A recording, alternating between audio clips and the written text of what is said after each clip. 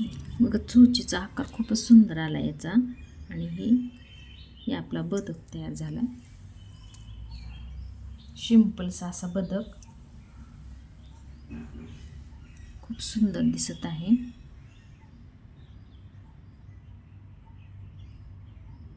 आणि उरलेल्या रांगोळीपासून काढले. कालची रांगोळी होती त्यातली थोडी आतल्या बाजूकून घातली आणि वरतून हे पांढऱ्याचं गेले म्हणजे कालची रांगोळी पण वेस्ट जात नाही आणि त्याचा उपयोग पण होतोय आणि सिंपल अशी रांगोळी पण तयार झाली.